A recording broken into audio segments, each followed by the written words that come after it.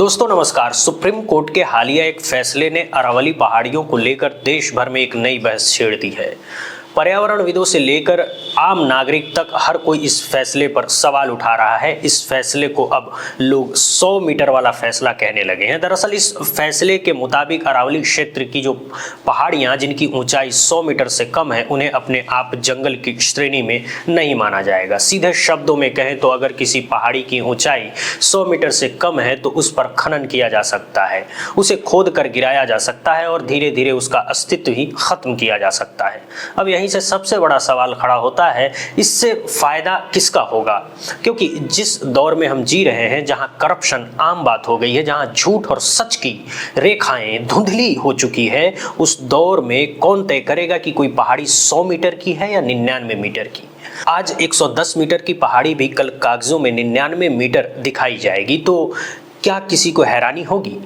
सबसे अहम सवाल यह है कि चाहे पहाड़ी 90 मीटर की हो या 100 मीटर की, किसी को यह अधिकार कैसे मिल गया कि वो पहाड़ी को पूरी तरह खत्म कर दें?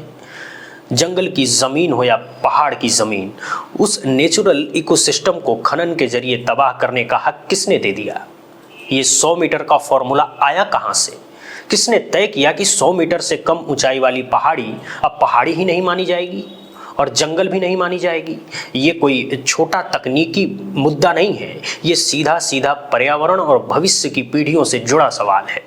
अब इस फैसले पर राजनीतिक प्रतिक्रियाएं भी तेज हो गई है। कांग्रेस की नेता अनुपमा आचार्य ने इस पर तीखी टिप्पणी करते हुए लिखा है कि अरावली को हड़पने का नया फॉर्मूला है। जो कल तक पहाड़ थे, आज उन्हें 100 मीटर से छोटे टीला बता दिया गया है, कागजों से गायब कर दिया गया है, नाम बदले गए, परिभाषा बदली गई ताकि कानून की आड़ में खनन को आसान बनाया जा सके। उन्होंने आगे लिखा कि ये कोई पर्यावरण नीति नहीं है, ये मोदी सरकार की तरफ से अपने मित्र अडानी के लिए बनाई गई कॉरपोरेट सुविधा है। वहीं ट्राइबल आर्मी ने इस मुद्दे पर तीखी प्रतिक्रियाएं दी है। उन्होंने लिखा है कि ये देश अडानी या मोदी की जागीर नहीं है। अरावली को नष्ट करने की इस विनाशकारी नीति का जनता करारा जवाब देगी। ट्राइबल्स आर्मी ने साफ शब्दों में कहा है कि ये कोई चेतावनी नहीं है, ये जनता का अल्टीमेटम है। अब सड़कों पर ऐसा आंदोलन होगा कि केंद्र की सत्ता तक हिल जाएगी। कुल मिलाकर देखा जाए तो 100 मीटर वाला ये फैसला सिर्फ एक कानूनी व्याख्या नहीं रह गया है, ये अब पर्यावरण बनाम कॉरपोरेट, जनता बनाम सत्ता और प्रकृति बनाम मुनाफे की लड़ाई बनता नजर आ रहा है। अब सवाल यही है, क्या विकास के नाम पर पहाड़ों को मिटा देना सही है? क्या कागजों पर ऊंचाई घटाकर प्रकृति को खत्म किया जा सकता है? इन सवालों के जवाब आने वाले दिनों में सड़क से लेकर अदालत तक गूंजते हुए दिखाई देंगे। कुणाल शुक्ला ने लिखा कि दरअसल अरावली पहाड़ों को खोदकर पूरा खेल गौतम अडानी के सीमेंट कारखानों के लिए बनाया गया है। सवाल है कि क्या किसी उद्योगपति को इसका फायदा होने जा रहा है? जो पहाड़ी कल तक थी वो आज टीले बन जाएंगे और उन टीलों को धराशायी करके वो जमीन किसको बेची जाएगी, किसको दी जाएगी? उस जंगल की जमीन पर मालिकाना हक किसका है और कौन इसे ट्रांसफर कर देगा किसी और को? क्या होगा वहां पर? ये बड़ा सवाल है। आज के दौर में जब दिल्ली की सड़कों पर सांस लेने के लिए साफ हवा नहीं है, उस दौर में इस देश में एक जंगल को तबाह और बर्बाद करने का आदेश जारी किया जाता है और लोग उस पर खामोश बैठे होते हैं। एक तरफ तो कहा जा रहा है कि अडानी की सीमेंट फैक्ट्री को जगह मिल जाए, जमीन मिल जाए, अडानी को कारोबार के लिए जमीन दे दी जाए, इसीलिए पहाड़ों को, जंगलों को काटा जाएगा, उसकी परिभाषा बदलकर तबाह और बर्बाद किया जाएगा। तो वहीं दूसरी तरफ उत्तराखंड में जंगल की जमीन पर कब्जे को लेकर सुप्रीम कोर्ट सख्त हो जाता है। वहां की सरकार को फटकार लगाता है कि वन भूमि पर कब्जे के मामले में सरकार मूक दर्शक क्यों बनी हुई है। स्वतः संज्ञान ले लिया है सुप्रीम कोर्ट ने। जस्टिस सूर्यकांत, जस्टिस जॉयमाला बागची की अवकाश पीठ ने संज्ञान लिया है। मुख्य सचिव को निर्देश दिए हैं, रिपोर्ट पेश करने के लिए कहा है। ये बड़ा सवाल है कि एक राज्य के जंगल की जमीन पर अवकाश पीठ स्वतः संज्ञान ले और दूसरे राज्य में फैले हुए अरावली की उस पूरी चेन को तबाह बर्बाद करने का आदेश दिया जाए। प्रभाकर मिश्रा ने लिखा कि सीजीआई ने अधिकारियों पर नाराजगी जताई है। कहा है कि हमारे लिए बेहद चौंकाने वाला है कि उत्तराखंड राज्य और उसके अधिकारियों की आंखों के सामने जंगल की जमीन पर कब्जा हो रहा है और वो मूक दर्शक बने बैठे हैं।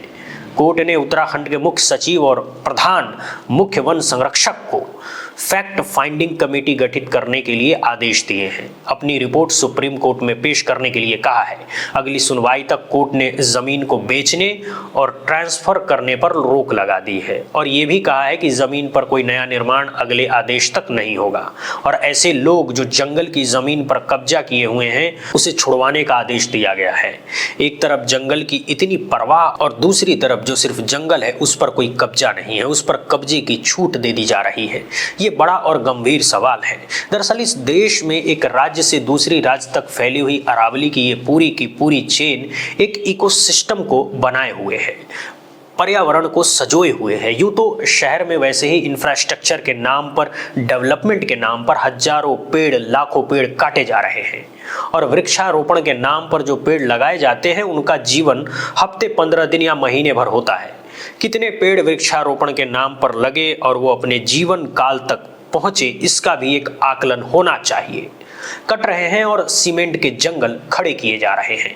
दूसरी तरफ जो प्रकृति ने जंगल तैयार करके हमको दिए हैं, जो पहाड़ दिए हैं, उसको तबाह और बर्बाद करने के लिए हम 100 मीटर का पैमाना लेकर घूम रहे हैं 100 मीटर की ऊंचाई को लेकर कि 100 मीटर से नीचे है तो वो पहाड़ नहीं, टीला हो गया। उस टीले को अब उखाड़ फेंकिए क्योंकि वो 100 मीटर से कम है। 100 मीटर से ज्यादा है तो पहाड़ माने जाएंगे, उससे कम है तो वो पहाड़ नहीं है। उत्तराखंड की तबाही हमने देखी है। उत्तराखंड में टनल के नाम पर, सड़कों के नाम पर, होटल निर्माण के नाम पर, इस हद तक इंफ्रास्ट्रक्चर को खड़ा करने के नाम पर तबाही हुई कि दरारें पड़ गई है घरों में। उत्तराखंड की जमीन हिलने लगी है। बाढ़ का प्रलय जब आया तो पता चला कि जंगल की कटाई किस हद तक हिमाचल से लेकर उत्तराखंड में हुई है। बहते पानी के साथ पानी कम और जंगलों में कटे हुए पेड़ों के वे अवशेष बहते हुए नजर आए जो हमारी प्रकृति को, जो हमारे पहाड़ों को, जो हमारे वंश संपदा को तबाह और बर्बाद कर रहे हैं। क्या वहां से भी हमारी आंखें नहीं खुली है? जो अरावली की बनी बनाई इस प्रकृति धरोहर को भी तबाह और बर्बाद करने पर हम तुले हुए हैं। ट्विटर पर लोग लिख रहे हैं कि अडानी को लेकर यहाँ कहा जा रहा है कि अडानी की फैक्ट्री लगेगी राजस्थान से लेकर हरियाणा तक। इस जमीन को लेकर सिर्फ जमीन और जमीन से बनने वाले पैसे और उसके कारोबार पर ही नजर है।